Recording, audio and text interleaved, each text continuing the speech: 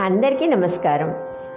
ఒక చక్కని భజన కీర్తన అష్టలక్ష్ములను స్తుతిస్తూ మాత నారాయణి ఆదిలక్ష్మి, మాత నారాయణి ఆదిలక్ష్మి, వేదకళామయి విద్యాలక్ష్మి, వేదకళామయి విద్యాలక్ష్మి, మాత నారాయణి ఆదిలక్ష్మి, ధనధాన్యావర धैर्यालक्ष्मी, धनधान्यावर धैर्यालक्ष्मी, सर्वभीष्टप्रद गजमहालक्ष्मी, सर्वभीष्टप्रद गजमहालक्ष्मी, संतान सुख सौभाग्यालक्ष्मी,